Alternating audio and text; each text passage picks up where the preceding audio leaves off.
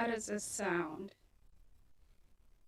This is my first live, you guys, so I am so sorry if this is just a little chaotic, but I'm going to do my best. We're going to get through it together, and everything's going to be fine. I'm so glad you guys have showed up. I was so nervous that I would be the only one on this live stream, so thank you so much for being here. All right, Barbara, Chandra, nice. Hillary, Renee, you always show so much love. Amanda, Tracy. So we'll wait a few minutes for everybody to kind of trickle in. But the case that we're going to be covering today is a wild one. I got this case from the podcast AFC, Advocate for Children. Just Jay, you guys check out his channel. I'll link it below. But this couple basically tortured their son, shot him with a BB gun, made him eat off the floor. You name it, they pretty much did to this one son. Now, they had other children in the home, but of course, they were all fine. And so today we'll hear their sentencing, and the CPS supervisor is going to talk about their calls that they made to this house.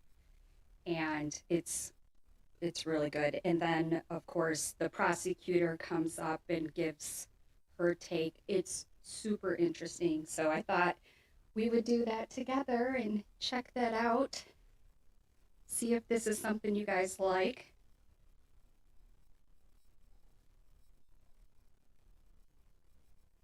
Got Judy, Diane, Stephanie.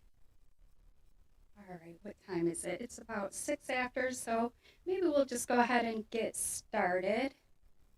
See if I can figure this out here. I'm playing just the highlights, but of course I will link this below. If you want to watch the whole thing, then please do. Counsel for Ms. Pascal and attorneys for the state, have you reviewed these documents prior to today's hearing? Yes, Judge. Yes, Your Honor, I reviewed them and I reviewed them with my client also. Okay, thank you. The court is also in receipt of a pre-sentence investigation report prepared with Mr. Donald Gunderman. This report was completed on October 14th.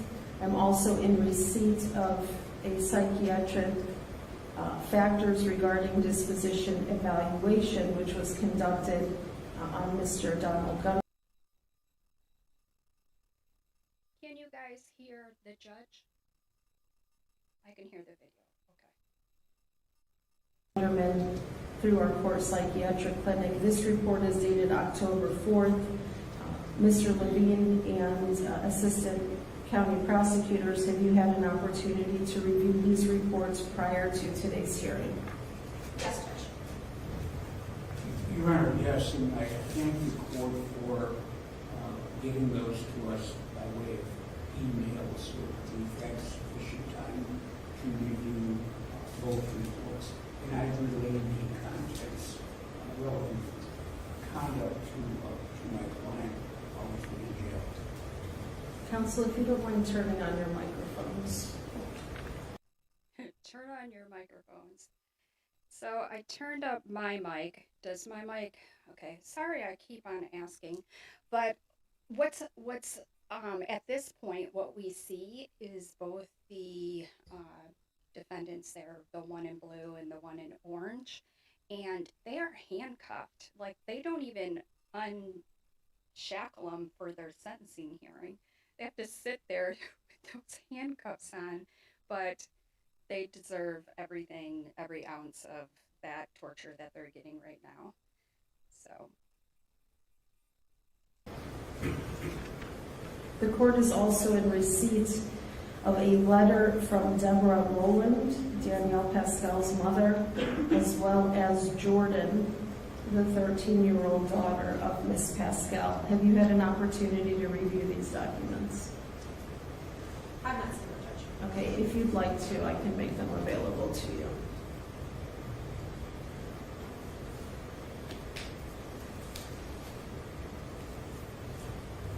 And I apologize, I don't know who dropped off photos.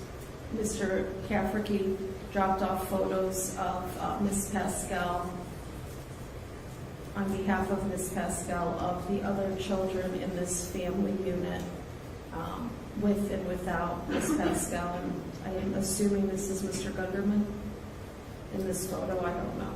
Yes, Your Honor. Okay, thank you. Judge, respectfully, if I may approach my client completed an inpatient, an IOP program and also a mental health program while she was in jail, and I was going to present that to you at my time. Okay. I think now it's more appropriate. Thank you. So what they're saying is that Miss Pascal, which is the female, the mom in this case, she went through some drug treatment thing while she was arrested. It probably means absolutely nothing to the judge. It's a little too late for, there's a lack of code, strange. Code, yeah, okay.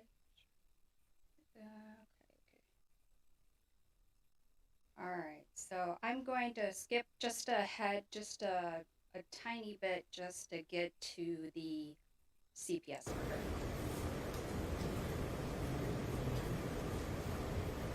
Completion of an IOP from September 20. My workers was assigned. Okay, this is where it gets good. Hopefully you On guys can behalf hear of me. the state.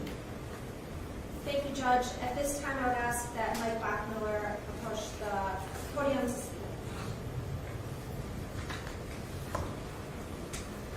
Morning. Good morning, sir. If you'll please state your name and spell it for the record. Michael Bachmiller, Bokmiller. Go ahead, Mr. Bachmiller. Thank you, Your Honor. I am the supervisor of the Cuyahoga County Division of Children and Family Services. I'm in the sex abuse unit. My involvement with the defendants was about 24 months ago when one of my workers was assigned to investigate an allegation, a few allegations related to Austin. On behalf of the Cuyahoga County Division of Children and Family Services, I'm here to ask the court to consider a few facts related to the defendants and their history with Child Protective Services in Ohio. Excuse me, sorry, as I'm here to ask the court to issue the maximum sentence for both defendants. The first time the Child Protective Services was contacted about any of Ms. Pascal's children was in 2016. At the time, Austin was 4. That was the first of what turned out to be 8 formal investigations involving her children, and all 8 involved Austin. There were never any investigations related to her care of the other children. And that's important because, like I said, she had, I can't remember if she had 5 or 6 kids, but all of her other kids were perfectly fine. They just targeted this one child. Hey, Jeannie, I'm so glad you made it. 2016, briefly the allegation was that Austin was sent to school at the age of 4 with a bruise on his cheek. And when Lake County Children's Services followed up, they were never able to ascertain what happened because Ms. Pascal denied noticing that she sent him to school with a bruise on his cheek, and Austin had provided a couple different stories. It's our understanding that he didn't feel comfortable explaining exactly what happened. 2017, another call was made to Lake County Children's Services expressing that Ms. Pascal had called Austin, who was 5 at the time, quote unquote retarded, and was treating him poorly because he was quote unquote because he did not speak quote unquote as fluently as his siblings. At that time in 2017, was the first time the Children's Services was notified of Austin reportedly being locked or forced to stay in his room for hours at a time. Lake County was told that 5-year-old Austin was made to hold a gallon of the water in the corner, and he would be spanked if he dropped that gallon, and that he was also made to stand in the corner at night because he was not able to sleep all night. Furthermore, there was an allegation that Ms. Pascal hogtied Austin to a chair and was force-feeding him vegetables while everybody else had something else to eat. Those allegations, unfortunately, could not be investigated because at the time the caller did not know exactly where Ms. Pascal was living. I always find that interesting that there's no investigation to try to find out where they are. They hear these horrible things that's happening to a child, but they're just like, I don't know where, I don't know where to find them, so they do nothing. It drives me crazy. Diane, thank you so much for your donation. That's very kind of you. The second time that Children's Services was notified about Austin being forced to stay in a room was when he was 6 in 2019. At that time, Lake County was notified that he was also forced to use a bucket as his toilet while he was forced to stay in one room. 2019 was the first time Cuyahoga County was involved. Was another allegation. Austin was 7 at the time. Was another allegation that he was separated from everyone, and as far as food, his access to food was different than the rest of the siblings. There was another child who had witnessed this, a child that is not Miss Pascal's, who, according to what we were told, had witnessed this, and this child was older than Austin at the time, and because of what that child witnessed, that child was afraid to ever return to the home. 2020, there was another allegation. Austin was 8. What Cuyahoga County was told was that he was being locked in a basement. The basement windows were reportedly spray painted black at the time. One of Austin's younger siblings reportedly was afraid to go into the basement because of how dark it was and because of the smell in the basement. There was contact that our agency had with the police at that time indicated that when the police responded to the home, they didn't know that Austin existed. They weren't told by anybody else they met at that time that there was another child, and that child, who was 8, was in the basement. So the police came out because of, abuse going on, and they hid him in the basement, so they didn't even know he was there.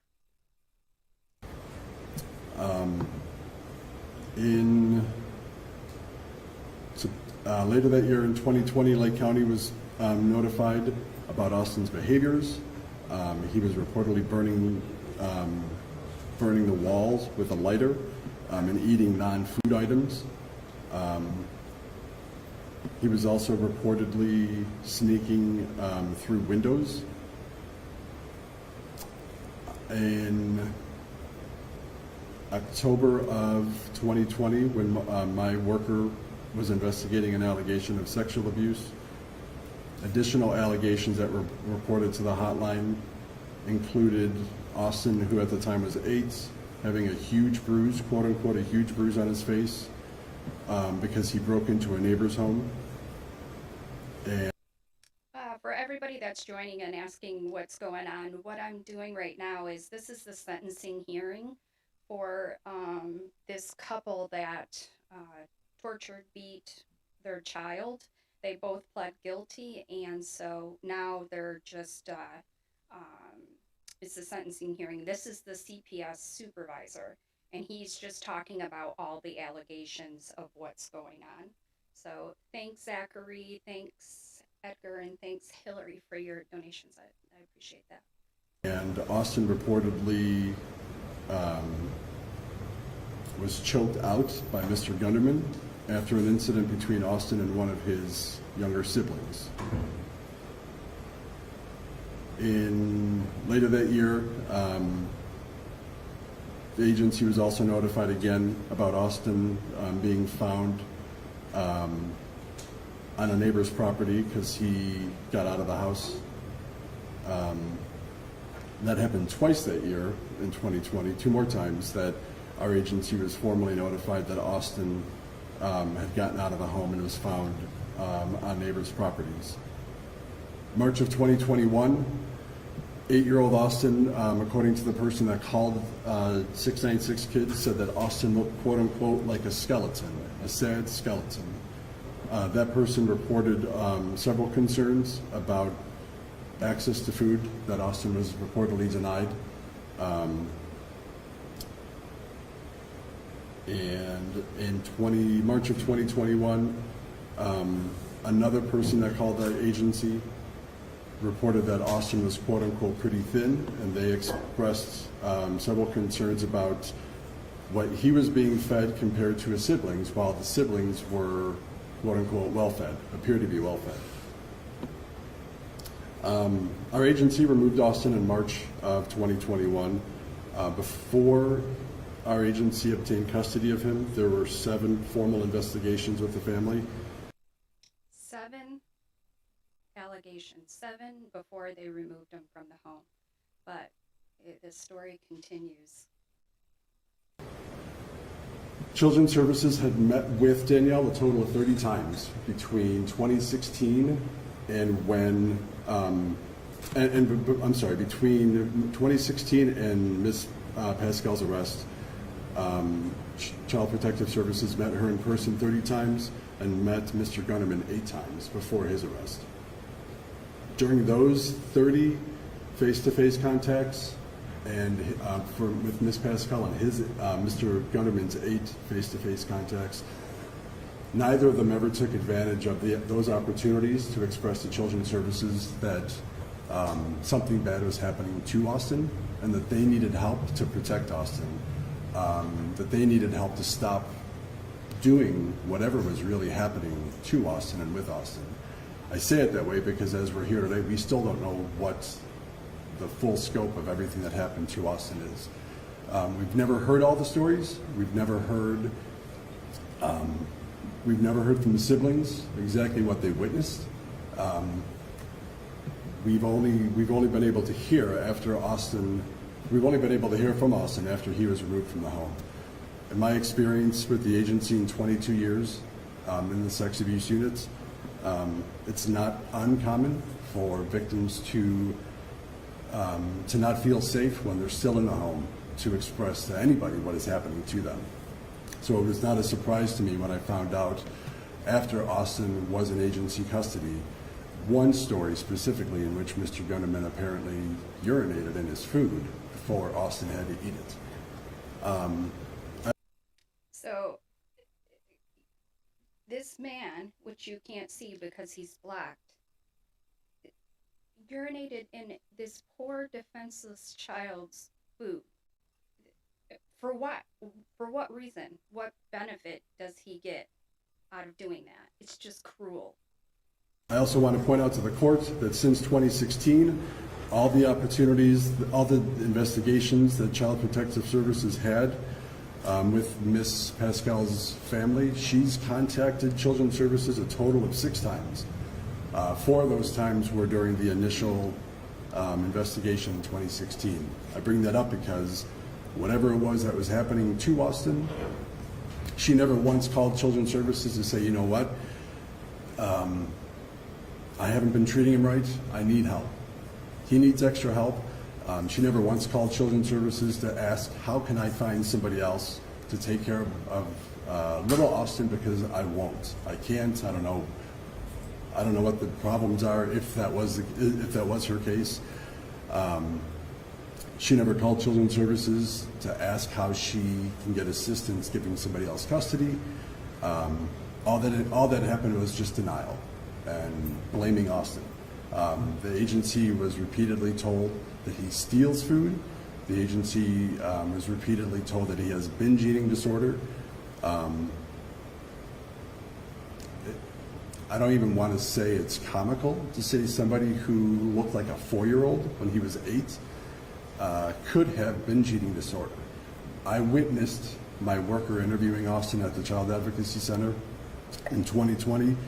At the time, we were told he was roughly 45 pounds, and when he walked in the room, he looked like maybe a 3 or 4-year-old. I don't know how. He was 9, 10 years old and he weighed 45 pounds. CPS met with him 7 times. What? They said he had a binge eating disorder? When I reviewed the diagnostic criteria for binge eating disorder, I don't believe he met anything other than maybe at times he ate really rapidly, but it's because he was being denied food. I also asked the court just to consider that despite these concerns that have been reported to Children's Services about Austin, each time that a representative from Lake or Cuyahoga County has been in Ms. Pascal's home, and each time that we've been in contact with police officers who have been inside her home, there has never been a concern reported about the way the other children appeared or the way her pets were being taken care of, which to me means that the pets are being taken care of better than Austin was. When I calculated to prepare for today how many days Austin was alive before Children's Services removed him,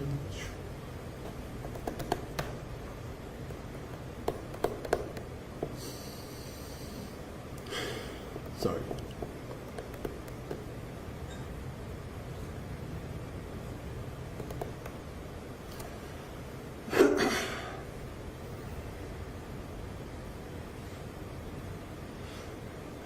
Sorry, 22 years I've never gotten emotional in court. 3,237 days. How many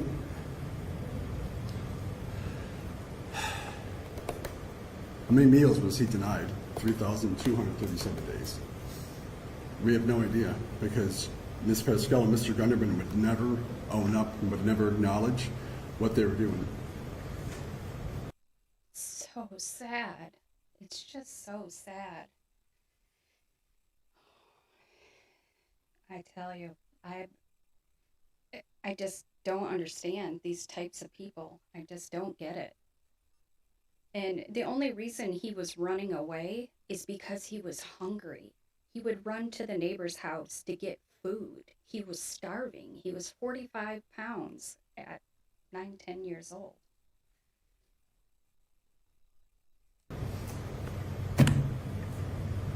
That's all. Thank you. I have a question. This is when it gets good, you guys. Why did it take so long to remove him? We could never get confirmation from anybody else in the house. When my unit was investigating, all we were hoping for is to hear from one of his siblings. Any of the stories that we were told was true. Part of the story we were led to believe was that he would eat until he would throw up, and then he would eat the vomit. One of his siblings told, if I remember correctly, the only thing my worker had learned, and I was present for all the forensic interviews, was he threw up one time eating, and that was it. My worker was told that the bucket was in the room because Austin loves to clean. Nobody in the house would ever tell us anything else. And actually, thank you for asking me something, because there was something else I wanted to ask you to consider. Everything that happened, sorry.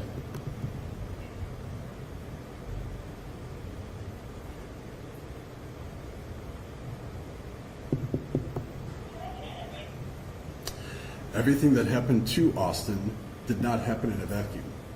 So he has 2 older siblings that were witness to God knows what, 2 younger siblings who are witness to God knows what before the baby was born. Which means that we have no idea the impact that it's also going to have on how they treat their kids and how they interact when other kids around them are mistreated. So while we're here because of one victim, there are 4 other kids in the home pretty much the whole time.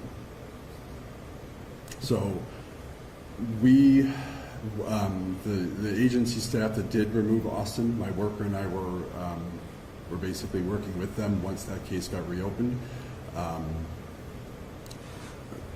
We were hoping to get some medical confirmation before we backed out of the case. The medical provider that we were told that was meeting with Austin would never return my workers' calls.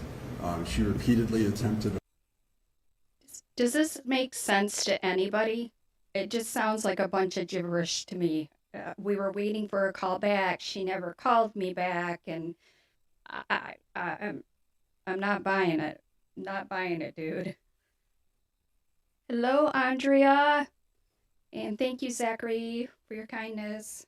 To find out from that doctor whatever he was witnessing, whatever his plans were, and he never called us back. We implemented in-home services before we closed our case because we had no evidence from anybody other than people who would call the hotline what was happening to Austin. And actually, When the workers went in the home, did they meet with Austin? yes, And were they able to identify that he was malnourished and smaller than what he should be? yes. And that wasn't a basis to remove him? That by itself was not enough for us to be able to remove him. Because we were not being given factual information. Seeing how small he was and being told by Miss Pascal whatever she wanted us to believe about. Guys, are you hearing this guy? That's not enough. Visual isn't enough. Going to the doctor and them saying that he doesn't have these problems weren't enough. His size, the two were not congruent, but we needed to hear from at least one of his siblings or one medical professional, something that would corroborate all the bad stories about him. So before my worker interviewed him and his siblings, we were aware of all the calls prior. We were really concerned when we saw him. Actually, one of my other workers, who at the time worked hotline overtime shifts, so when the allegation that my worker investigated was called in on a weekend, one of my other workers was working the overtime that weekend, and when she first met Austin and Mr. Gunderman, Austin was tied to chained to Mr. Gunderman's leg, and he claims that the responding police officers had told him to tie Austin to him to keep him from running away. There's no way for my worker to know whether or not any police officer did or didn't tell him that. She made Mr. She couldn't have called. She couldn't have tried to find out who this officer was. I imagine that would be pretty easy. They document where they go. They probably have a body cam. Gunderman release Austin immediately because she wasn't going to leave while he was restrained like that. It wasn't until Detective Krozak got involved and let me know that she reviewed all of the body cam footage that we found out that Mr. Gunderman was lying to my worker and that the police had never told him that. Thank you for being here today. Thank you.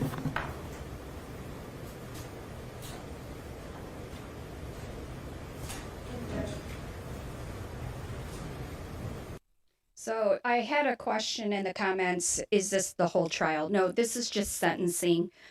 We're just going to watch the CPS worker, and then here is the prosecutor. And she lays out the case in great detail.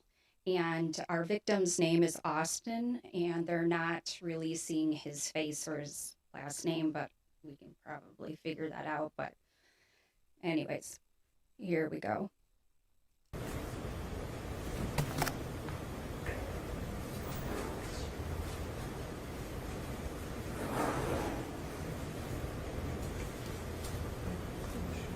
This is so good, you guys.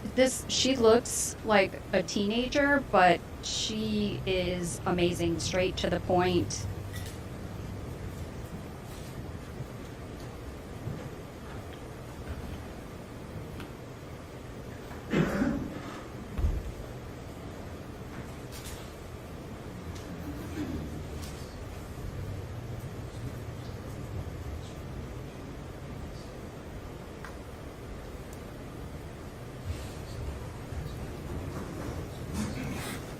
Thank you, Judge. For this case, since both defendants entered a plea deal, I did think it was necessary for the court to consider all the information and the facts in this case to do a presentation about what we've learned over the couple months that Detective Krozak had investigated. So a lot of these incidents occurred at 26450 Forest Avenue in Euclid, Ohio. We have Donald Gunderman, who is the boyfriend of Danielle Pascal, who was the biological mother of Austin Dixon. There were several other children who lived in the house, most of them being Danielle Pascal's biological children, one of them being both Donnie and Danielle's biological child, and one of them being the nephew of Donnie. They are all minors, so I've identified them via initials. This is Austin Dixon. He was born on May 6, 2012. His biological mother is Danielle Pascal, and his biological father is Demetrius Dixon. This photo was taken in March of 2021 when he was recovered from the house, and you can see he has a smile on his face because at the hospital he was being given food so that he can eat as food was withheld from him. When we look at the history with Euclid Police, we have to start on October 10th of 2020. A 911 call was made by a neighbor of Donald Gunderman and Danielle Pascal. It was 2:19 a.m. when this 911 call was made. What the neighbor relayed to police was that they had heard a noise in the downstairs of their home. They went downstairs and saw a very small child had climbed through a window and was eating in their kitchen. When Austin saw them, he jumped back out the window and was hiding. And the police came and they were talking to him, and the neighbor had started to give him some food. Could you imagine being so hungry that you have to run away from your home at 2 o'clock in the morning after everybody falls asleep and breaking into a neighbor's home just to get some food? Poor guy, 45 pounds. Can you guys hear me? Hopefully you can hear me. Said, and what the police noticed was that he appeared small for his age. He told them he's been left home alone and they don't feed him. He said he didn't want to go home because he's not allowed out of the house, and he was whipped with many different items in the home by his mother and her boyfriend and was shot with a BB gun. He said they usually lock him in his room without anything inside. And what he said as to why he chose this neighbor's house was because they seemed nice and he wanted to stay there. Aww.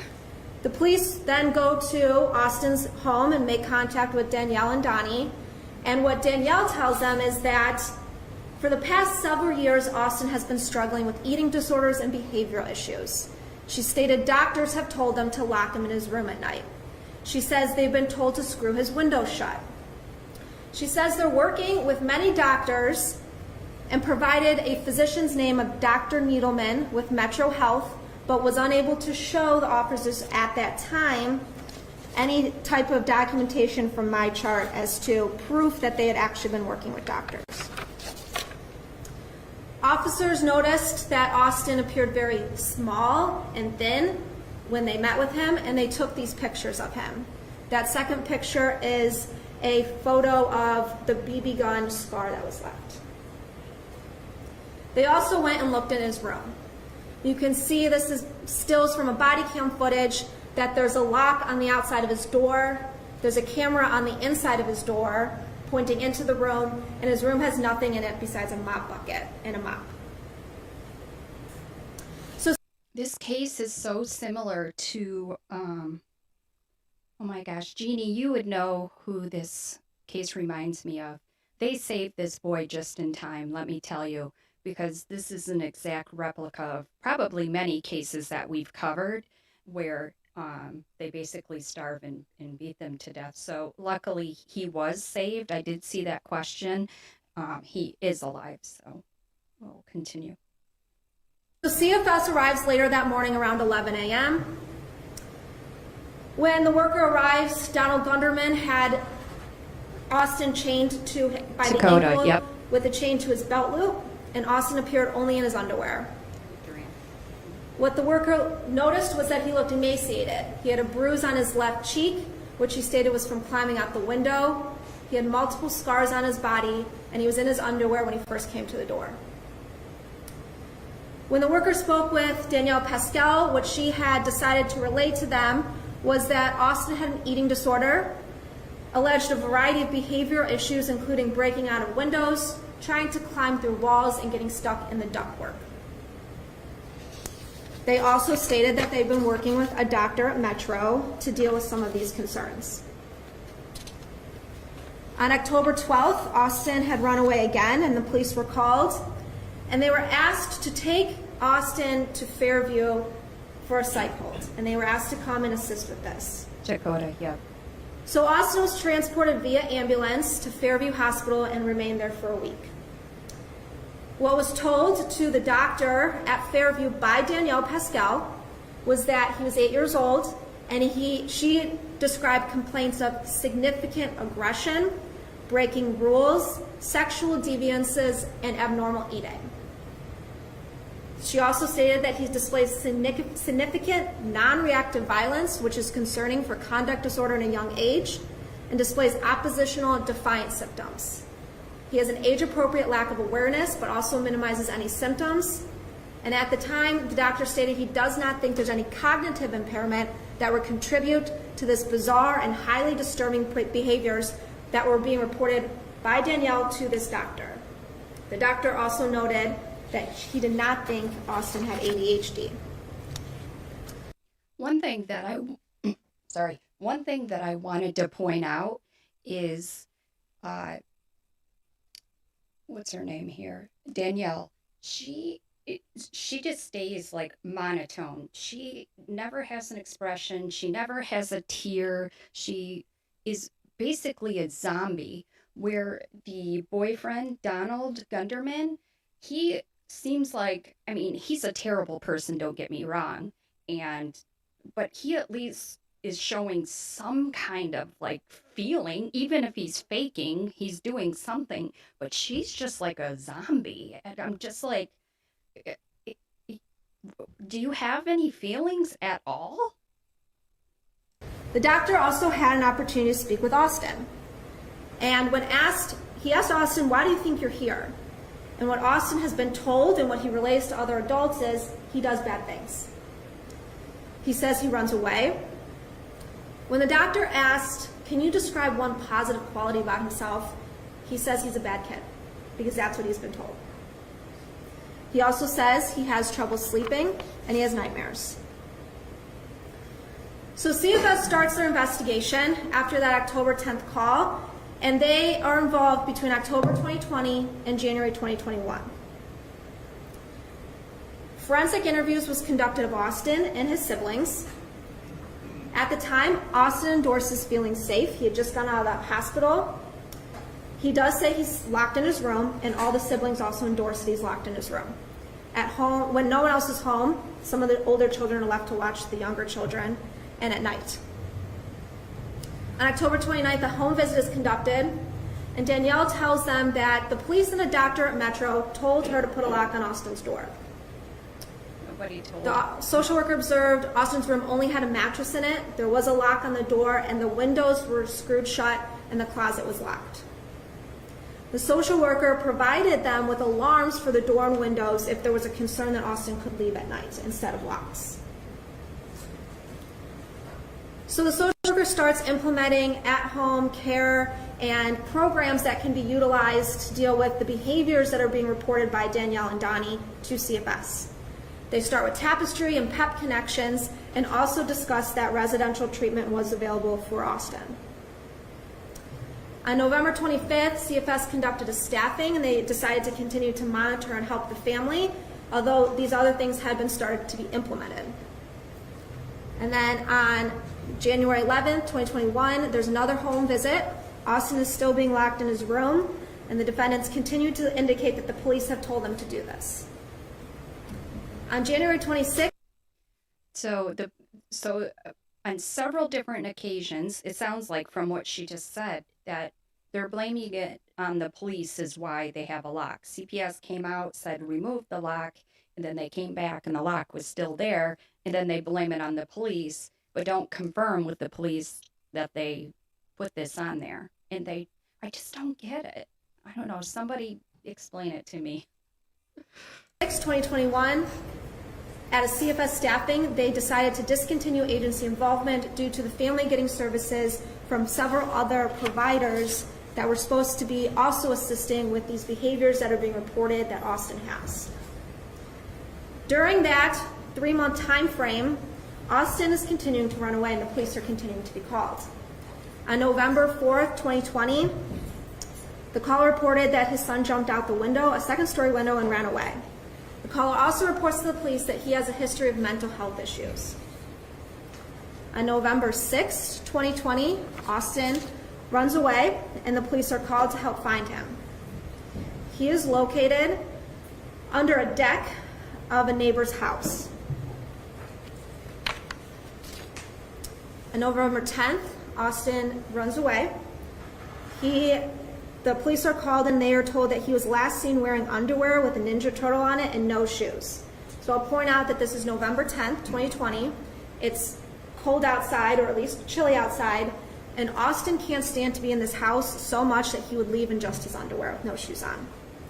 It's also reported to the police that he suffers from eating disorders, and they're trying to confirm an autism diagnosis. They located Austin later in a vacant home. No shoes, November, in his Ninja Turtle underwear. This kid just wanted out of that house any way possible. November 12th through November 13th, Austin runs away again. They state that he climbed out a window. They report to the police that he might have autism and he's nonverbal. On November 13th, the police are called saying he came home. December 22nd, 2020, it's reported that by his parents that they can't find Austin, they believe he ran away. They say he left with no shoes and no coat.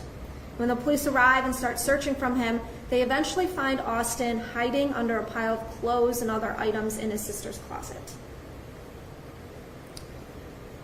The Officer Crombie, who's in attendance today, wrote in her report that Austin's room only consisted of a mattress and a blanket, and that Pascal and Gunderman believe Austin's autistic and they're trying to get him to see some doctors. So March 8th, 2021. CFS has closed their involvement. The parents are supposed to be engaging with outside services, and Austin is attending school via Zoom. This is during the pandemic and kids are attending virtually. And his teacher, Jessica Jacobs, who's in attendance today, notices how emaciated Austin looks on his Zoom screen. Euclid the teacher notifies her principal and some other personnel at the school and say this is not okay. This is too dire of a situation. They call Euclid police and call CFS, and school personnel go to the house that day. So I want you guys to look at the police officers on the right hand of the screen. Both of the defendants really haven't made any moves that I've seen. Maybe you guys seen something different, but they look like they're ready to make sure they don't attack or something. I don't know. Maybe what's his name? Donald did make some actions or say something that made them think he was going to move in on them, but I found that really interesting. It was a little distracting from what the prosecutor was saying, but this prosecutor, she's amazing. She is not emotional. She just is sticking to the facts in a very professional way when it's definitely such an emotional case that, you can easily get lost in emotion. They say it's unacceptable that Austin looks like that. These are other photos from the Zoom that they were able to obtain documentation of what they're witnessing Austin looks like on the screen.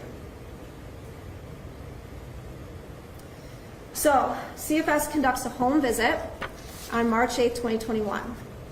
Danielle Pascal claims that Austin actually eats more than all the other kids in the home and steals food from other children. She says that he runs away and that the police refuse to help find him. She says he's being treated at Metro. She says he's autistic and he has upcoming appointments.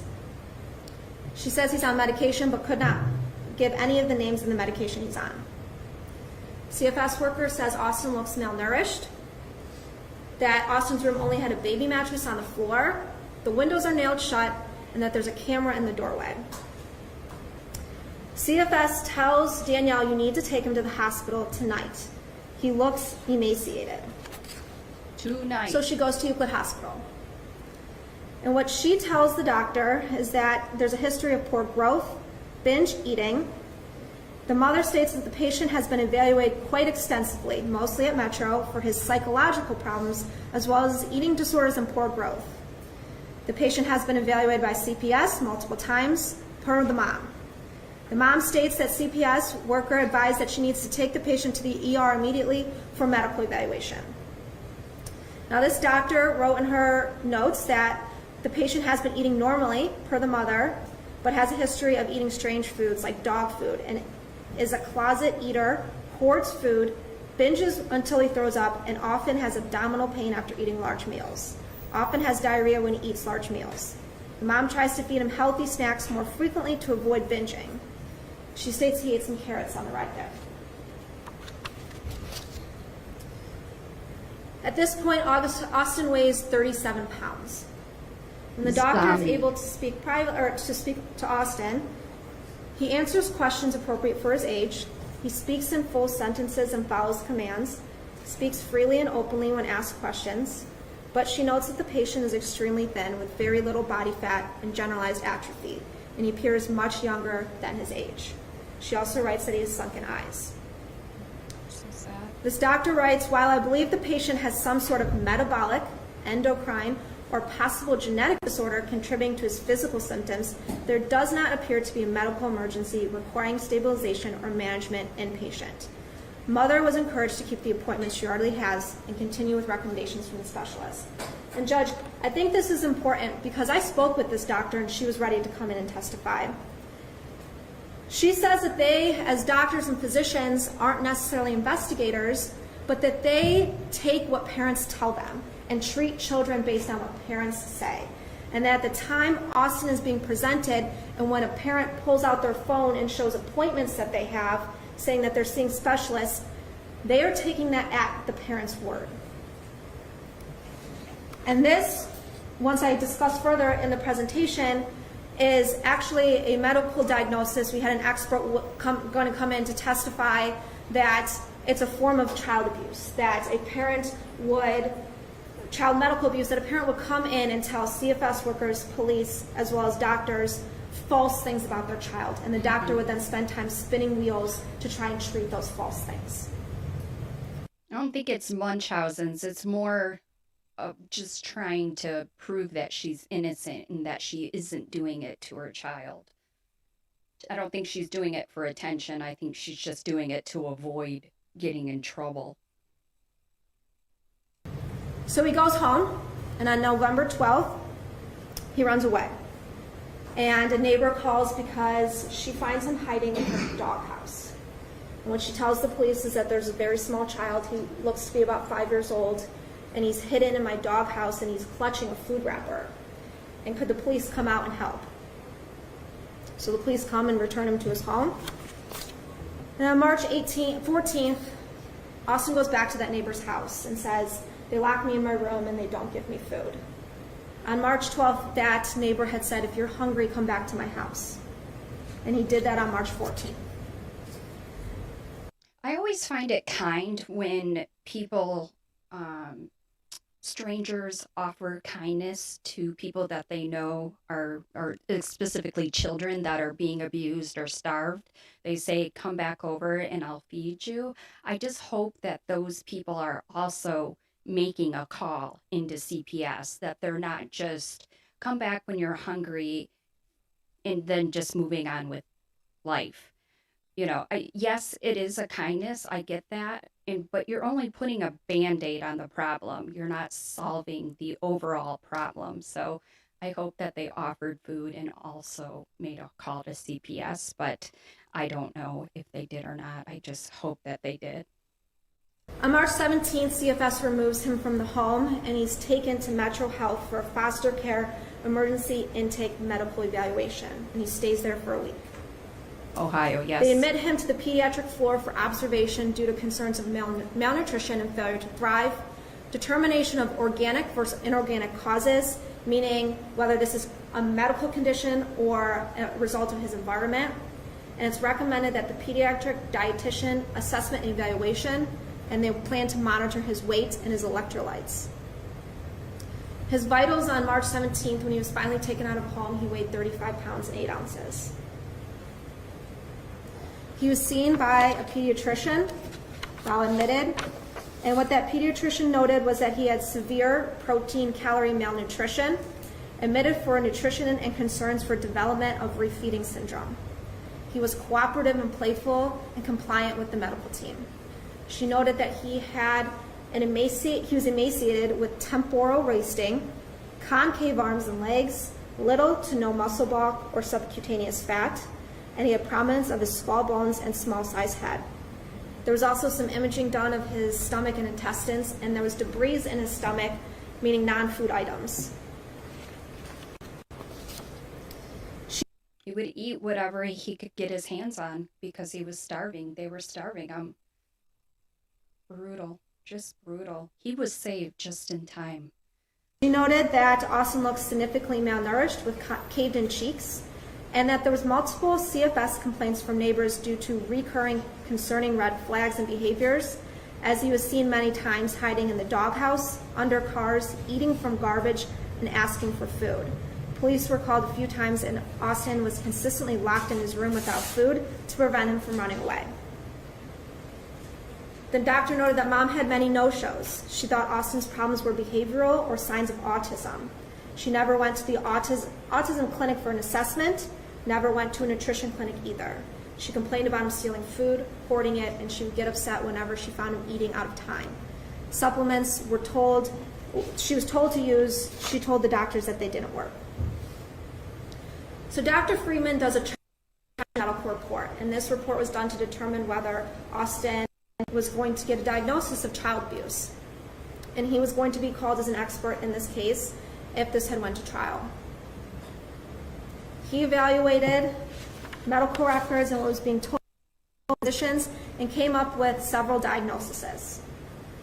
He diagnosed him with, number one, the child has likely had periods of medical condition that prevents adequate nutritional intake, and he's deconditioned from starvation. Number two is nutritional neglect. And there's a history the child eats non-food items, but that has not occurred while he's been hospitalized. It's unclear if in the home environment the child has this behavior because he's not offered enough nutritious food items, and non-food items then make it further difficult for his gastrointestinal system to work properly when he does have an opportunity to eat. He diagnosed him with medical neglect, environmental neglect, as well as this medical child abuse, which is queried pediatric condition falsification, including that his mother is reporting of content of the child's behaviors, growth failure, and allergies. There are inconsistencies with the provided history and the objective clinical information on repeated occasions over the past period of month. There is concern that the child's caregiver is fabricating information, avoiding describing the actual accurate information about the child and the context of the home situation to various medical clinicians. This information is causing medical efforts to be misdirected and unnecessary medical care. And this is a complex and intertwined with not seeking medical care for the child when appropriate. So I had a question in the comments. Are these the bio parents? So this is the bio mom in the blue, and then the orange is the stepdad. I'm not sure if they were married or not, but he was the boyfriend, fiance, husband, significant other that was in the home. And he was pretty vicious to him as well. So that's why they're both here. They both pled guilty. So this is their sentencing hearing. And in the end, the judge will tell them their sentence, and it's pretty interesting.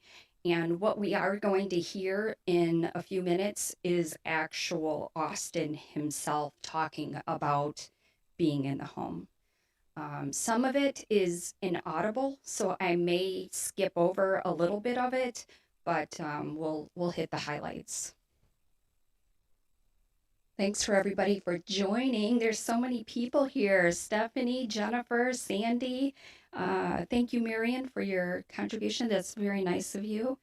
Joy, Jen, you guys are so kind. Thanks for being here. I appreciate it.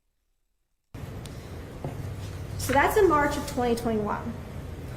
When Austin is taken from the hospital at Metro, he's put in foster care. While at foster care, he starts engaging in some sexualized behaviors, and Euclid police are called. Detective Krozak is assigned this case, and judge, hands down, if different detective, different jurisdiction, this case would not have been investigated the way it was, and Austin would not get the justice if Detective Krozak was not assigned. So not CPS, but a police officer. And I'm hearing that more and more, that don't call the CPS hotline, call the police. I don't know if that's true or not, or if that's true everywhere, but I know that in some cases police react because it's public information, where CPS can keep their stuff kind of under wraps and nobody knows what's going on, where the other is public information. I mean, not necessarily because it's a minor, but anyways, you know what I mean. She starts realizing that something is wrong, that this just isn't right. She interviews Austin a couple times, and what he says is he's being locked in his room, a closet in the basement.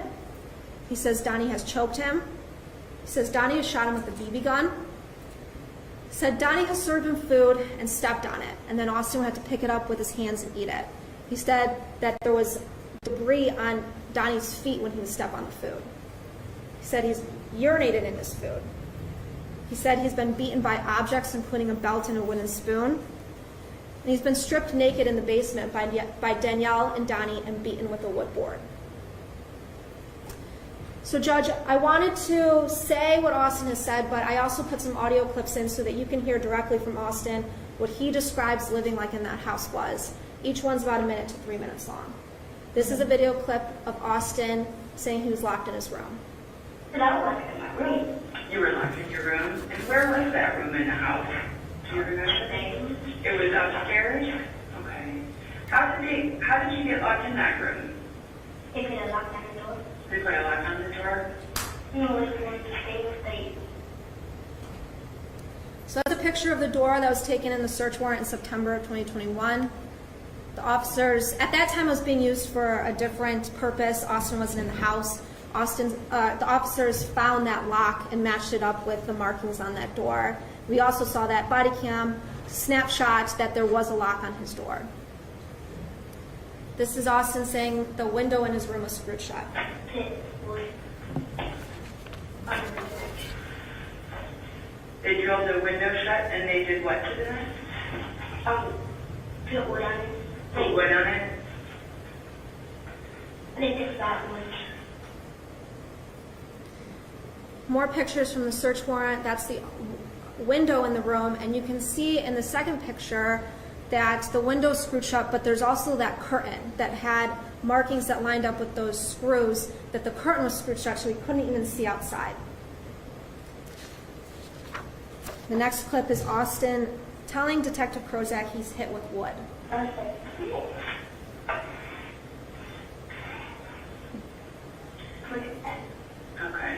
And when he hit you with a piece of wood, what part of your body did he hit you at? Do you remember? It was your arm? And you planted it around your shoulder? Okay. How did that feel when you got hit with that wood? It didn't feel good? Yeah. Next clip is Austin describing how his clothing was removed in the basement and he was abused by the defendants. Did anybody ever touch you in your pee-pee or your butt that shouldn't have? Danielle and Donnie. Danielle and Donnie. Tell me more about that. So sad. You know you're not in any trouble, right? Okay. And you know that nothing you tell me in here. They hit you where? What part of your body did they hit you? You're pointing. Do you want me to get a picture so you can point at a picture? Would that make you feel better? Like, it would just be like a picture of a boy's body and you could point to the part. Is that better than like pointing or saying the word? Okay, you're being like your PB. So when they would hit you on your PB, what would they hit you with? A wooden spoon? What did it say? A wooden. That's what. Oh, I'm not sure you can help me remember.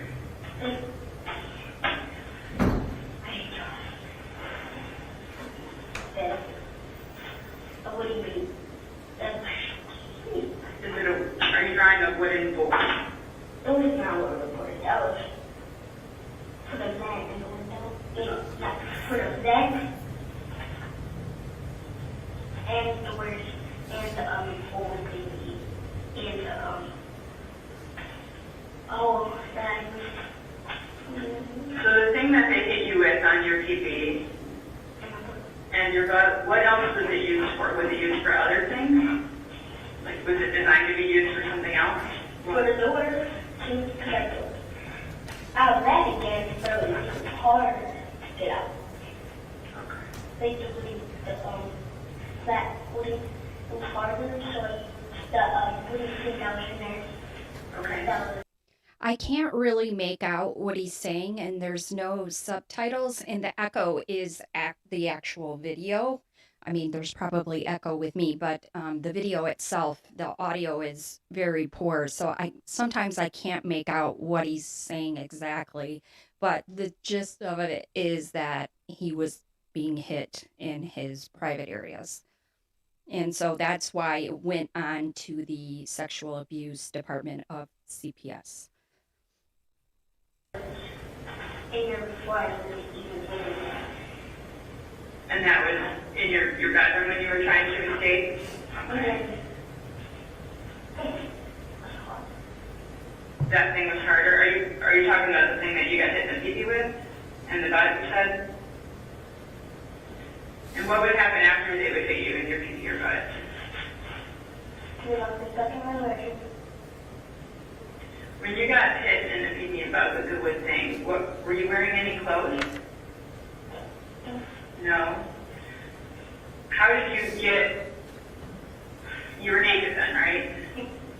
And then how did you get naked? How did you end up with no clothes on, I guess? Zombie.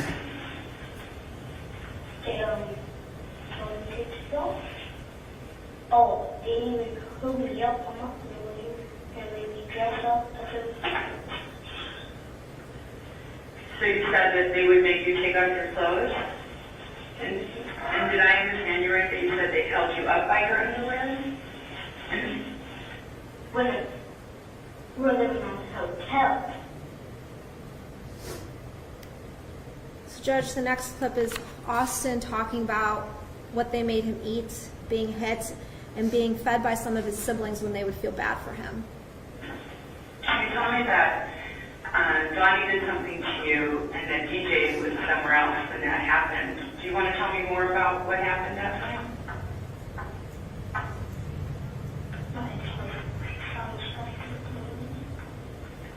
Okay. Okay.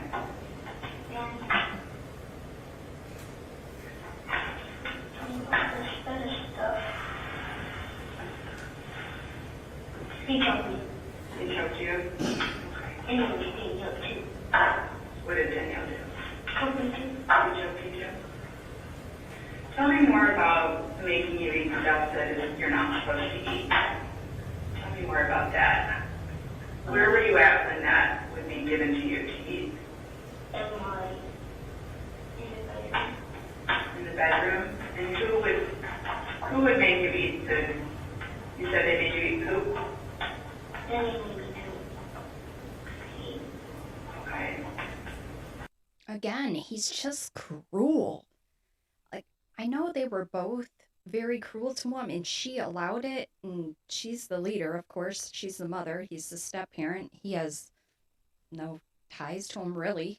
And he was the one that was making him eat poop and peeing in his food and tying him to him so he can't run away. Just crazy, wild things. A lot of energy went into torturing this kid. Like, what happened to you? Where'd your parents go wrong? And old stuff?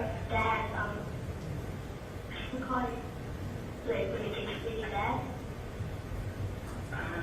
Are you talking about when food gets moldy or rotten? Moldy food? They make you eat it. They make you eat it? And If I didn't eat it,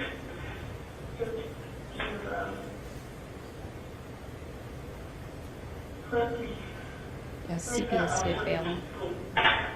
who would whip you with the wooden spoon if you didn't eat the moldy food? Both of them? Are you talking about Danielle and Donnie would both? Tell me about when the other people in the house would be eating regular food. What would that be like? Food that was slowly on purpose, but they would not, that's not what the siblings are not doing that, but they were not even doing that. What are Danielle and Donnie doing? As far as when they eat dinner or when your siblings eat dinner, where are you at when they eat dinner? Upstairs, my siblings, they're not from Your siblings felt bad for you? and feed me. And they fed you? Yeah. And then beyond, How did they get the food to you? beyond my door, I go to me, I told me to her, no, so down and DJ does the most, especially at the hours and cook with him and feed me. Okay. And when he gets back from work. Oh, I'm glad that DJ was able to help you sometimes. When DJ gave you food, when Danielle and Donnie weren't home, would it be Skylar got you food? Yeah. Now, when the other kids got you food, it sounds like they had to sneak it because you said they had to do it when Danielle and Donnie weren't home. What would happen to them if they got caught giving you food? You'll get in trouble. And what kind of trouble would they get in? Would they get He said that was because he was feeding me. So his siblings, there was 5 children in the home, and so one of his siblings would sneak him food, and if they got caught, they got in trouble. I don't know how you know like that. Judge, the next clip is Austin talking about being in the basement, locked in the basement, not being allowed to use the bathroom, and having to sneak out. Danielle and Donnie?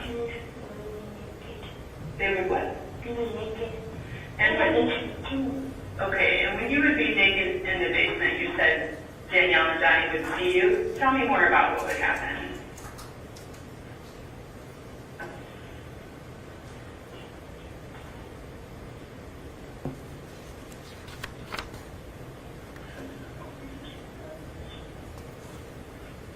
Oh, it just breaks your heart. Okay. Dark, kind of. Dark. There's lights on them, and there's no windows on it. Okay. And there's creepy spiders and rocks in here. It can be scary in a dark basement. Yeah. And I can have no bed, no TV, no food, no drink. And when you would be in the basement, would you be able to get out of the basement if you wanted? Yes? And How did you get out of the basement? there was like a hole, but a hole dry, like a hole. Mm-hmm. And I got on that. I didn't climb. You climbed? Okay. And when you climbed, Take the sharp thing on it so I can get out. okay, they put sharp things so you don't get out. I don't know what they call.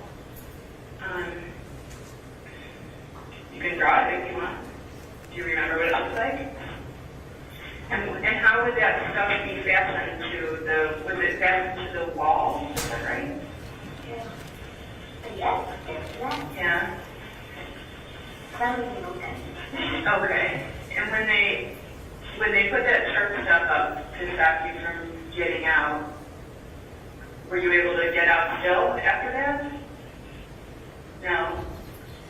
Well, Okay, so now it starts getting into where muffled, you really can't hear what he's saying. You just hear her reiterating what he says. So I'm gonna go a little bit forward a little bit, and then what we're gonna see is both the prosecutor and the prosecutor's talking right now. The defense is gonna come up. There's two of them. They both individually have their own lawyers, and they kind of give their side of it, how, whatever. And then sentencing after that. And you don't want to miss the sentencing because the judge is not lenient and she does not hold back at all. The same way that she pressured that CPS supervisor, she also gave it to both of them, which was well deserved. So we'll skip a little bit forward here. And where would they be when they would be? Danielle? Being taken out of the house. You said he does not. He does not. He has aggressive behavior towards other kids. He displays cruelty to animals. Her words, he lies pathologically and steals items and lights things on fire. She said he's manipulative and extremely intelligent. So the doctor made a referral to Dr. Needleman, and Dr. Needleman gets involved in April. Dr. Needleman gets involved. But in April of 2022, after Austin's been taken out of the house and he's living with his dad, that same doctor conducted a follow-up appointment and was able to see that the failure to thrive Austin was experiencing was due to poor nutrition and social issues related to the mother, that he has access to plenty of food and there's no medical concerns noticed. His appetite is good, he has a high energy level, and in the past year he gained 12 centimeters and 11 pounds. He's not on any meds and he is receiving some therapy and mentor for the trauma he experienced. They made a determination that the chronic undernutrition was due to adverse social situation, including failure to thrive, and he's now doing well. Gained 11 pounds on no medication. So that should tell you that the mother was just she just wanted to hide her lies. So she just made stuff up. It's so easy to tell CPS, I don't know what to do with him. They kept him around just to torture him versus get him out of my house before I kill him. Nothing will happen to her. She's not going to get in any trouble. Instead, she just made up lies and just continued to be cruel and then let her boyfriend be cruel. Makes no sense. Dr. Needleman had gotten involved back in September of 2020, and he was told that there's behavioral issues, and this is reported by Danielle. And he was told this, and he saw Danielle, mostly these were telehealth appointments where it was an audio, and Austin was not on the phone. It was Danielle who was on the phone. And what Dr. Needleman was eventually able to observe is that he's a very tiny child at the age of 8, and his weight and height fit the range of a 4-year-old. Correction, yeah, I think I've been saying 9'10", but he's 8. Sorry about that. And his size has been decreasing. He's very thin, as well as his BMI is at the 10th percentile and declining. But when Dr. Needleman saw Austin, he was pleasant, attentive, followed directions well, and had a bright affect.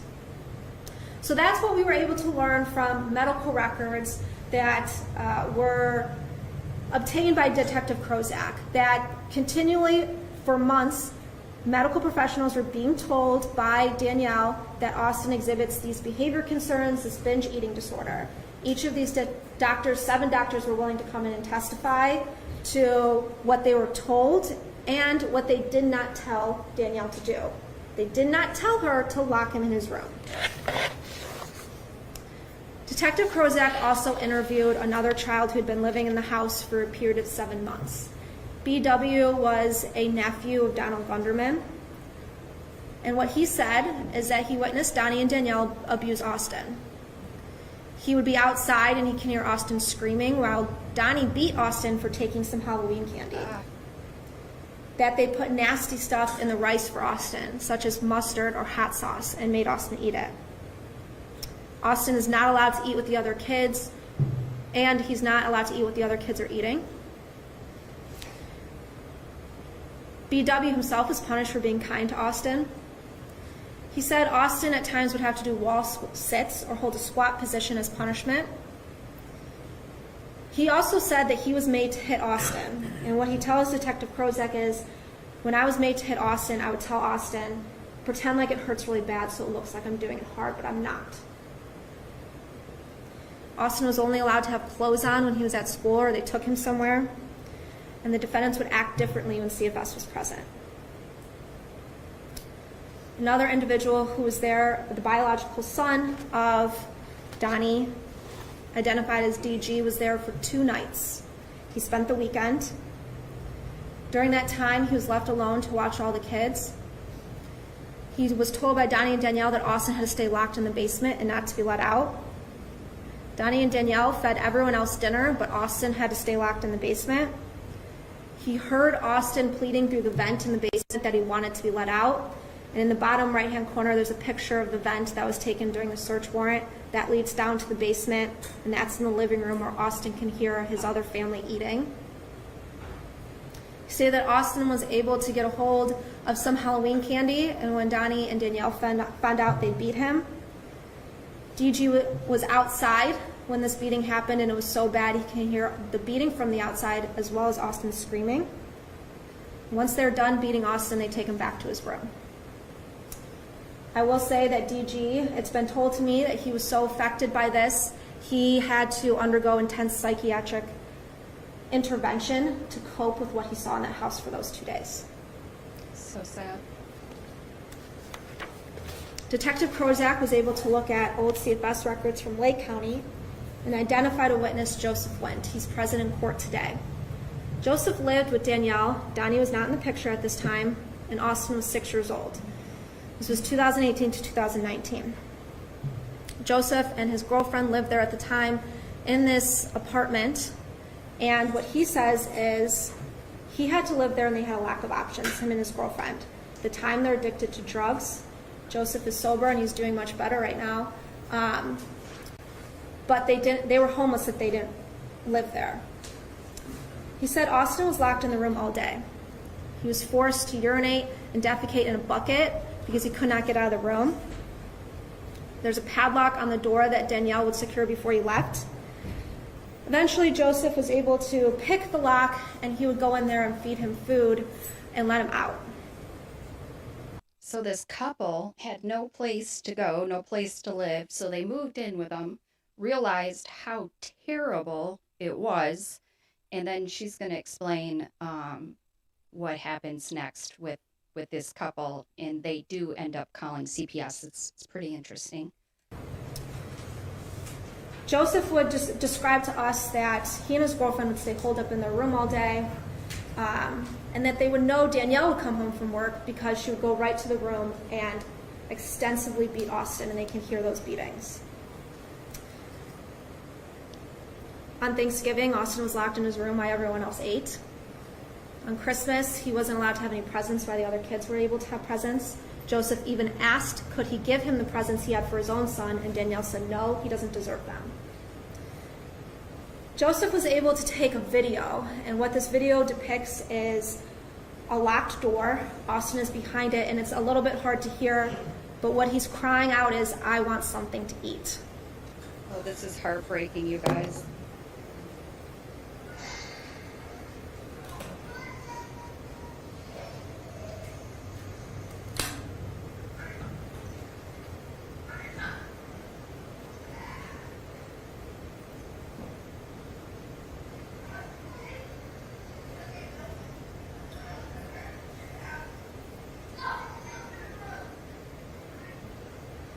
It's like a TV playing in the background of this recording, just so you know. Let me turn it up.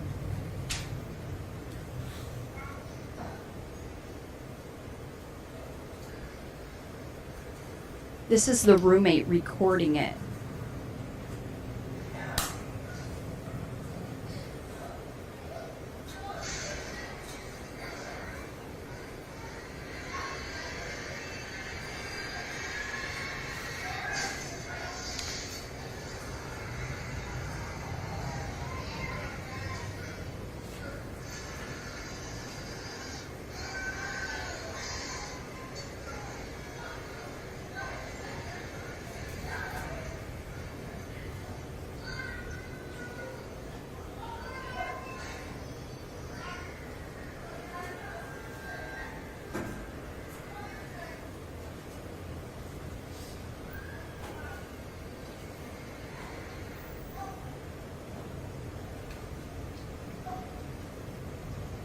She's a zombie.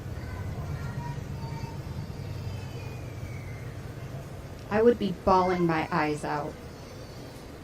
She did that.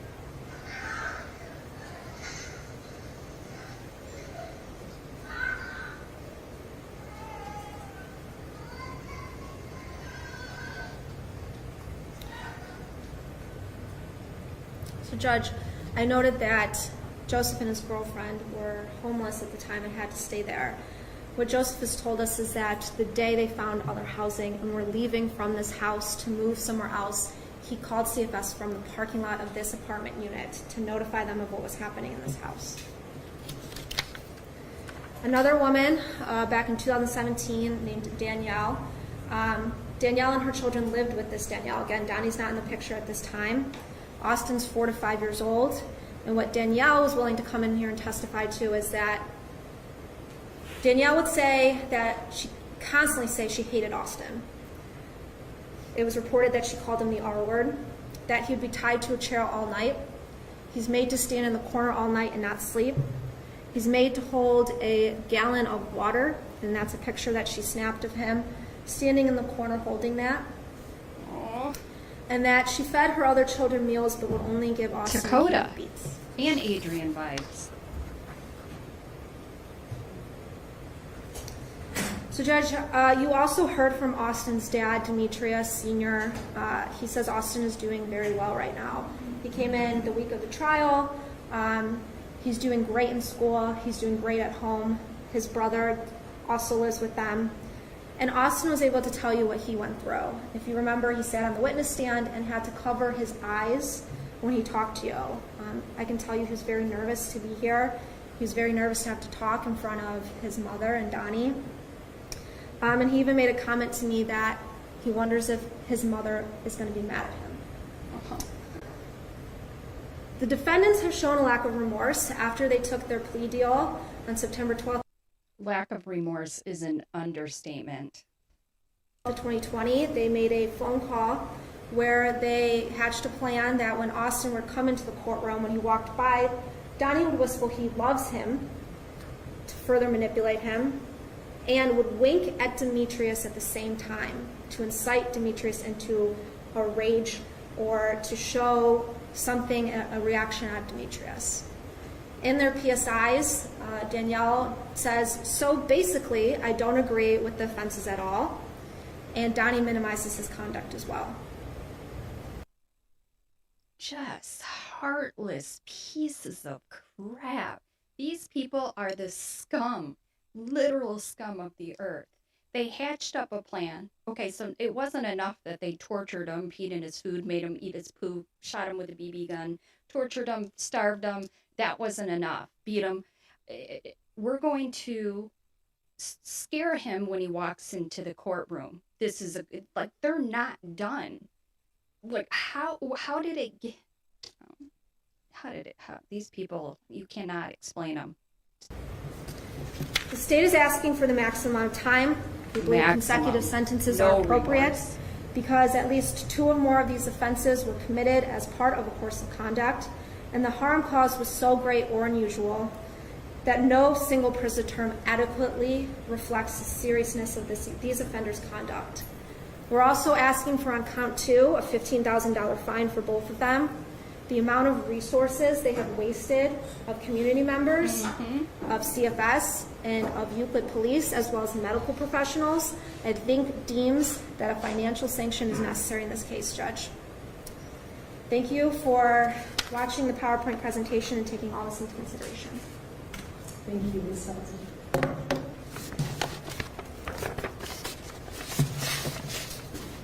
She was so good. That's basically why I wanted to cover this, is because, let me see if I can change it back to here. That's why I wanted to cover this, is she was just so well spoken. She just gets to the point. She just gets to the point and explains it so well. And those audio recordings really do paint a picture of the life that he was living, having to run away to get food, and, you know, his siblings getting beat when they brought him food. This, like I said, I keep saying it, but the Dakota and Adrian vibes, 100%. It's really sad. So there is just a little bit more. There is, of course, their lawyers are going to come up and talk, and then the judge will give them their sentencing. So hopefully you guys will stick around for this. I know this is kind of a long one, but let's go. Mr. Cafferty, on behalf of Ms. Festa. Thank you, Your Honor. Give her the max. Your Honor, in the back of the courtroom is my client's mother, Debbie, and one of her children, Kylie. And they're here to support Mom, as I think some of the other children would also be here. Judge, as the court's aware, my client's prior criminal record is negligible. Disorderly conduct, contempt of court, $100 fine, and a misdemeanor possession of drugs. Judge, as the court's aware, we did a mental health assessment on our client, and she exhibits 2 disorders, 1 depressive disorder, and number 2, anxiety disorder. More importantly, Judge, and I was not aware of this, Who doesn't? Who doesn't suffer from that? Tell me, especially after this, couple years that we've had. Come on, that's no excuse. severe substance abuse addiction that she had.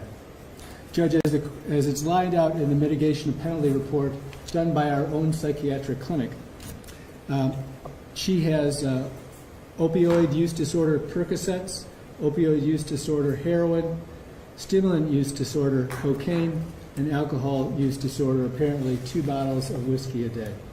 So this is somebody who was making parenting decisions under probably the influence most of the time.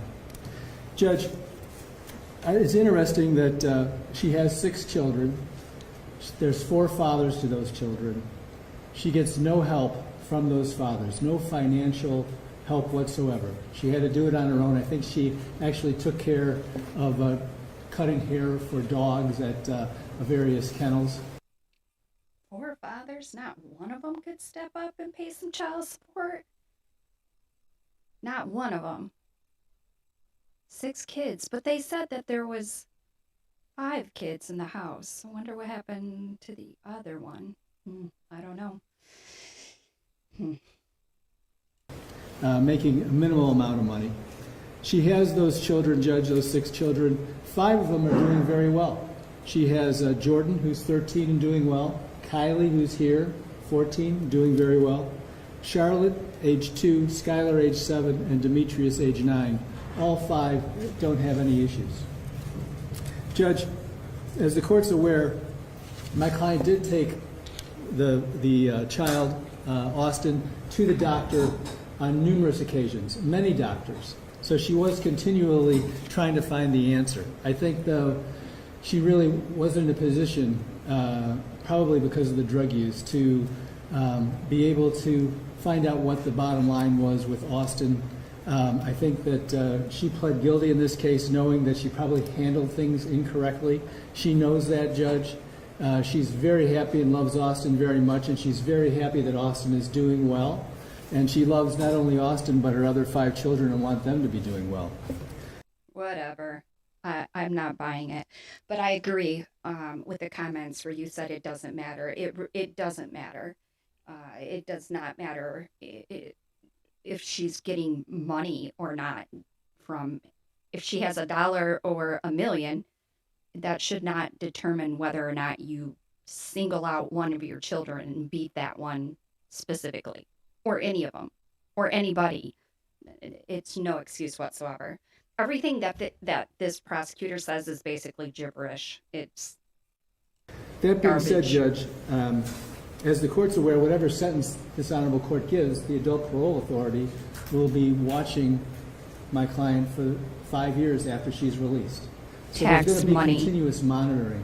As the court's aware, Keep her in she jail. has used her time wisely in jail. On September 9th of 2021, she was arrested, so she's been in jail for almost 14 months.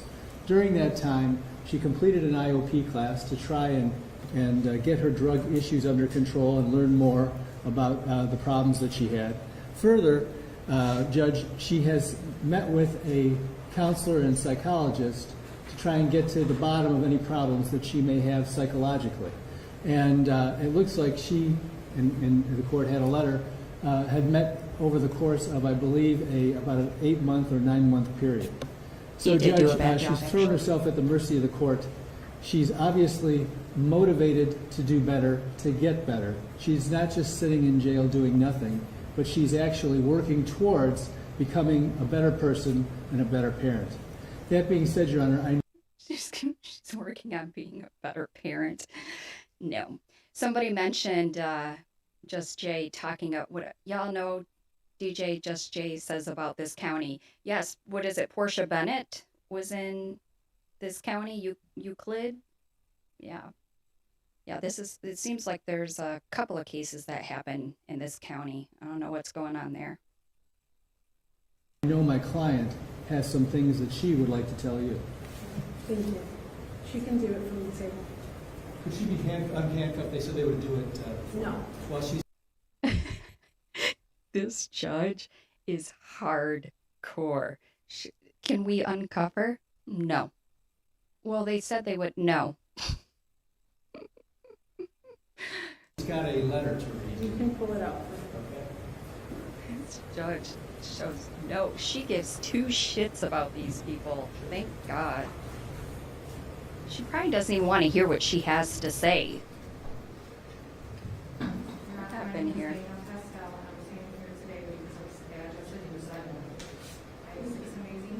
Can you hear her? Reporter can't get what you're saying down. You have to sit down.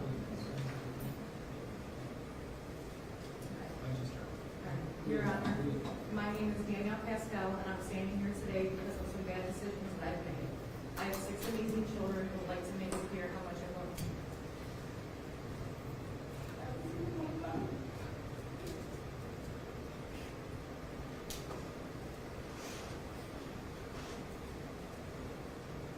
Well, every single thing about contribution, most importantly, that's myself. I can't really hear her either. I have it all the way up. The answer to that is yes, I absolutely do.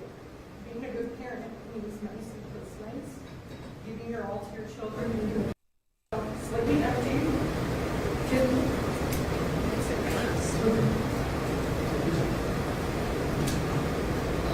She got a tear. Missing moves from your child's first time riding a bike, and to nurture, provide, teach, soothe, and educate to the best of my ability. I've raised my children mostly by myself or in active parenting with other children's fathers. Sometimes And tears are over. Sometimes they were there and other times they weren't.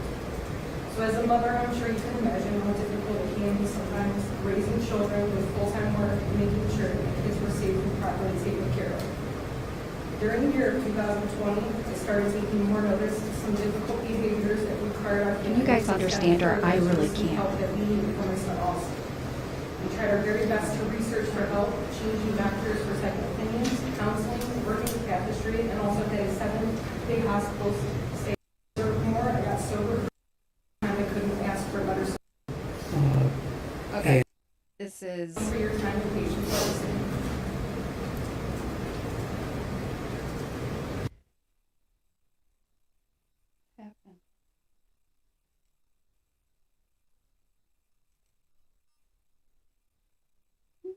froze up on me. So now we're going to hear from his defense attorney. And he basically, hold on, let me pause there for a second. He does the worst job for his client. Like, if this was my attorney, oh no. That's probably why they both wanted to plead guilty, because they had terrible lawyers. Please the court. These cases, I think we'd all agree, are among the most difficult emotionally and physically in every other way. Your Honor, my client, and it's obvious we're standing here, did admit his guilt. He did come forward and during the plea hearing accepted his responsibility. And I know my client does wish Austin a full recovery, and when I told him he was apparently doing well, as counsel for the state and I have discussed, he is happy for that and does wish him well. In looking at the pre-sentence report, what really jumps out at me, and based upon my interactions with my client, with his mom, who is here today, what emerges is a sincerely remorseful man. And frankly, I know it's not about him, it's about the victim, but let me put this case into context. My client has a substantial criminal history. He's in his 30s. My client has a substantial criminal history.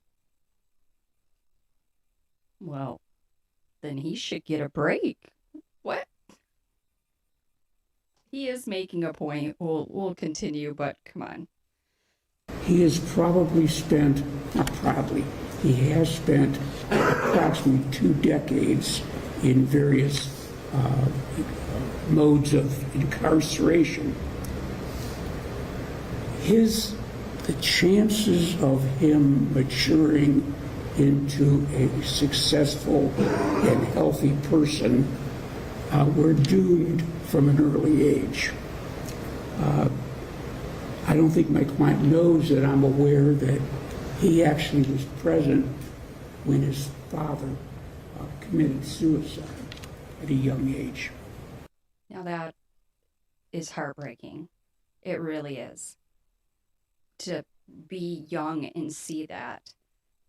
But I don't think that should define your life.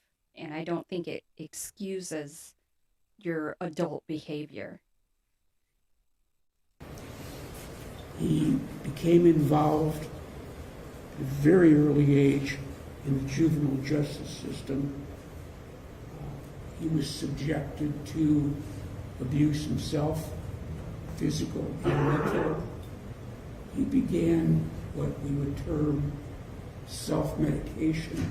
If he was an adult, he was drinking, smoking marijuana, using pills to escape the world he was living in. He went to prison.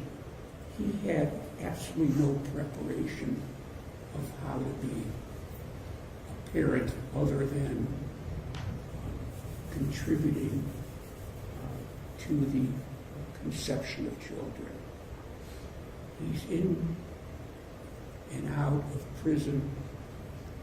He met Danielle.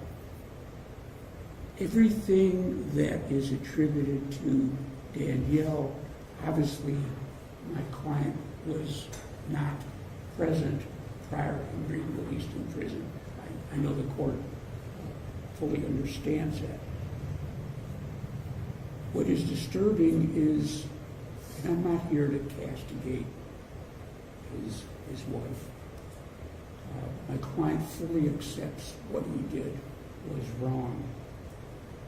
And frankly, I believe it was done more out of following the lead of Danielle. It's not an excuse, it's more of an explanation.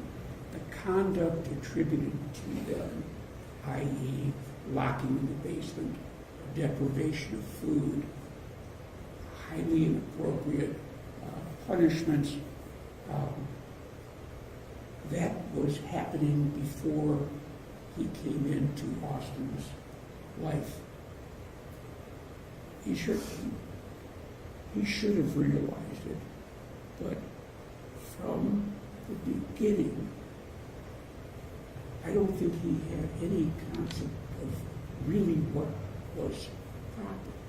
When you grow up in the ODYC custody youth prisons, you're living in an abusive household, and we know that to survive in prison, particularly where drug abuse is rampant, you fight to stay alive. And again, it's not a defense. But that's where he comes into the relationship. It's not a defense. It's terrible. It's more reason to add more time to a sentence. He did go to the doctors with Danielle. He did what he basically was following her lead. It was wrong. He's not denying that. Now, we have of course received voluminous documentary evidence in pretrial discovery, including, I don't know, probably 1,000 pages of Lake County records and the Children Family Services records from this county. I submit that Gunderman was cooperative. The police came. He doesn't have a friendly relationship with the police, understandable. But he did allow the police to come in, did allow access to the children, and I frankly don't think that my client really understood how serious his conduct was. Did go to doctor's appointments. He was working. He tried to be part of a real family for the first time in his life. Clearly, he regrets the harm caused to Austin, and again wishes him nothing but the best. So, True. It's clearly not a situation that is likely to recur. He's going to be incarcerated. He accepted the plea, fully aware that he's going to go to prison. And I would ask the court to consider his background, where he comes from, and what he did in passing judgment. I don't believe that he is a throwaway individual. In my interactions with him in jail, he has been consistently cooperative. He understood that plea was his best course in this, and is never once lamenting harm to him. He has always and consistently expressed concern for Danielle, even when I told him it's probably misplaced, but does want to pay an appropriate price for his actions. And I would suggest that the range of penalty in the middle of the sentencing guidelines, the range available, would be appropriate, and in no way would demean the seriousness of his conduct in this case. Thank you, Your Honor. Thank you. I don't know. No, he doesn't get a pass. We have to remember everything he did to this child. And when he talks, I'll talk after. What he says, I really think he's genuine. I really think he's kind of smart, maybe a little bit. I don't know. You'll hear. He kind of goes off grid too. He was started reading his letter and then just started talking from the heart. So, Mr. Gunderman, is there anything you want to say before I impose your sentence?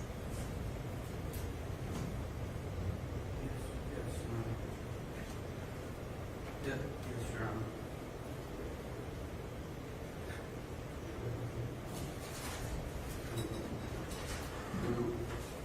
Your Honor, I can't even begin to express how sorry I am for the things that I allowed Austin to go through. You know, I make no excuses for any of my life. Nothing can be blamed on my father. Nothing can be blamed on my mother. I became a product of my environment. And I didn't. In the past few years when I met Danielle, her and the kids transformed. I got sober. We both got in the Advocate Recovery Program. You know, we started a business. Some of this stuff I don't even know how it's been said because we spent 30 to 45 days in camping grounds. You know, we never was home, ever. I think my whole life changed because of these kids. And then, you know, and I failed. And I failed my mom. I failed my entire life. he did. He really And did. I'm sorry. And it won't never happen again. Mr. Levine? What do you guys think of that? Like, I really feel like he meant that. Like, he felt like he was getting a family and they were getting sober, which on her defense, they were saying that she was addicted to drugs is why she did this and she was drinking a bottle of whiskey, but he's saying that they were going through a recovery program. So I don't know who's telling the truth. They could be both lying, but yes, he is playing the victim for sure. But it almost felt like he had a family and this is how she treated him. So he was like monkey see, monkey do. He should still spend the rest of his life in prison, but I'm just saying, you almost get that sense from him that he thought that he was walking into some kind of life and then it turned into something totally different and he doesn't know how he got there. Anyways, I'm reading way too much in it. Who cares? He beat, tortured, peed in his food, made him eat poop, locked him in a room, starved him, lied, never ever tried to seek help for him. So anyways, the judge is going to give her sentence. So let's. Anything else on behalf of Mr. Gunderman? No, Your Honor. Just a technical thing, I just want to make sure. Okay. I've reviewed and have considered the certification on behalf of Ms. Pascal with regard to the IOP program as well as mental health services and the letters received on her behalf. The court must and is formulating this decision based upon the overriding principles and purposes of felony sentencing, namely to protect the public from future crime by you and to punish you using the minimum sanctions that the court determines accomplishes those purposes. I have considered the need for incapacitation, deterrence, and rehabilitation.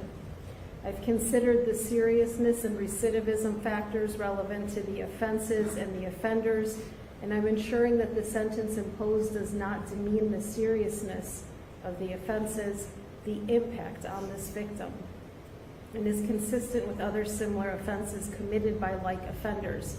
Finally, the sentence is not based upon any impermissible purposes namely either offender's race, ethnic background, gender, or religion. I had the opportunity to meet Austin and his little brother. And I met Austin when he was 10 years old, and he just seems like a really nice little boy, despite what you did to him. The crimes you pled guilty to started when he was 4 years old, when he should have been meeting his first friends, developing those friendships, those relationships, smiling and laughing and playing practical jokes on his siblings, on his friends, playing basketball, learning the game, learning football, baseball, playing video games or a musical instrument.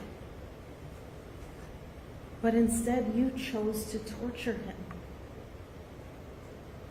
She The did. court finds that the nature of these offenses are the most serious forms of the offenses, that the defendant tortured and permanently injured an innocent child for over 4 years. I don't know how long this lasted or how old he was when it started.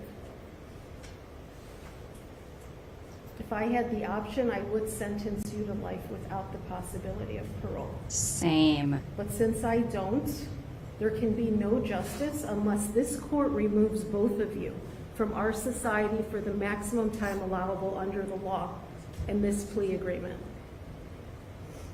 Austin is scarred both physically and psychologically, and these scars are going to haunt him forever. They will. Danielle Pascal, you are hereby sentenced to the aggregate term of incarceration of 62 years to 67 and a half years. Donald Gunderman, you are hereby sentenced to an aggregate term of incarceration of 34 years to 39 and a half years. Further, in support of the imposition of consecutive sentences, this court makes the following findings: that consecutive sentences are You guys. 67 years? Do you know that some people who have killed their kids have gotten less time? This judge did not hold back. Did not hold back. 67 years. Oh, she's crying now. Oh, she's got tears now. He got 30 years, which, again, the abuse started long before he came into the picture. He was 4 years old. I don't know what age. It probably said, but I don't remember. And so he got 32, 34 years. So, wow. It's crazy. Crazy, crazy, crazy. When she said that, I was like, I have to cover this case. But it wasn't enough information to do like a background of him, a background of her. And so I figured I'll just go over their sentencing because it's so interesting. And at the end, justice was served. I feel good. I'm glad they're off the streets.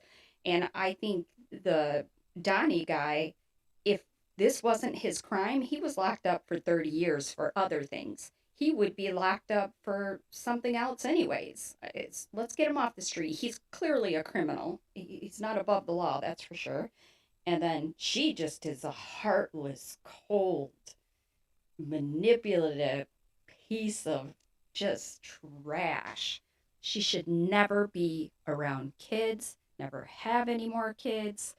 And she will hopefully, I'm pretty sure she will, which 67 years, I mean, even if she got half, would she be like 60, 70 years old? I don't know how old she is, so I don't know. That's pretty awesome, you guys. I tell you, that was good. That was good. The ending is basically her just going over all the charges, but I'll link this below so you guys can, if you want to watch the whole entire thing without my commentary or, to hear more, then I can do that. There might be less of an echo. I'll work on improving my sound.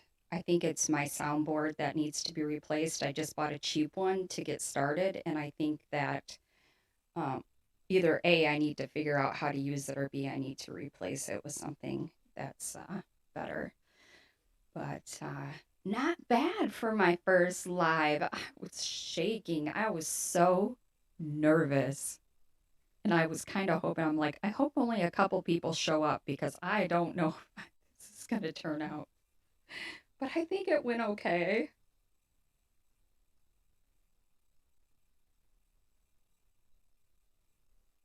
What do you guys think? Yes, red heart for Austin. Thank you. That's a good one. Thankfully, the judge doesn't rate the victim. Yes. Yeah, I do sound echoey. I can hear it here, but I have no idea how to fix it. That doesn't help. No, no, no, that doesn't help. No, that doesn't help. No, I'm pushing on all these buttons to see what can help, and I don't know. I think I just need something different. But yeah, I think that is it. Oh, Ash and Emmy, I'm so glad you're here. Krista, Donna. So yeah, I think that's going to be the end of it. And so I plan on I have another one, but it's from the show I Survive. Did I make this worse? God, this sounds so bad.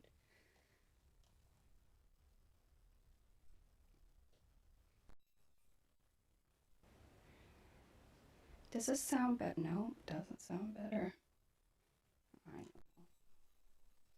Okay, so I have another one. If you guys have ever seen the show I Survive or I Survived, it is so good. And there's this one case that literally had my jaw hitting the floor. I was like, I have to talk about this one, but there isn't enough information to do a case about it. So I thought I'd just do a reaction video to the episode of just this, sorry, just this one person. Thank you, Claudia, so much. I appreciate that. So nice of you. So if you guys would like to see that, I'm going to try to do these on Saturdays. I tried to do it yesterday, but it took me like 5 hours to get this set up. And then here we are, and it sounds like this. So I don't know what I'm doing wrong. I need somebody to come over and set me up, get this all working for me. But for now, yeah, I should talk to AFC. He probably could give me some good advice on what to purchase. That's a good idea. That is a good idea. I'll bet you show you have watched every episode. I have too, Wanda. I've watched them like twice, 2, 3 times. I just keep watching them because they're so good. They're so good. And because they jump scenes, my heart gets pounding and I'm like, I want to know what happens. But then they show the next one and I'm like, but wait a minute, I want to know what happens with this one. But there's this one in particular. You guys are going to freak out. It is like unbelievable what this girl went through. She was only 13 years old, and it's like how did she get through all that? And then in the end, and this is why I want to cover it, is in the end she came out on top. So anyways, I'm like spoiling it, but anyways, that's what I want to talk about next if you guys are interested. And hopefully I can get my mic situation figured out. But yes, the Advocate for Children podcast. Yeah, you guys check him out. I'll link his channel in the description box. I get a lot of cases from his channel. He covers the news of current cases, and then I find a lot of cases on there that I'm like, I should cover that one, do a deeper dive. So yeah, I like him a lot. All right, you guys, I'm going to sign off here. Thanks so much for being here for my first live. I think we did okay. I don't know. You guys tell me. And I will see you. Actually, I'm going to have a new video. It's kind of a shorter one in a couple days. So that'll be up, and then then hopefully I can go live next Saturday. I still might have sucky sound, but we'll see. All right, I'll stop chatting. I keep talking. You guys have a great evening. Thank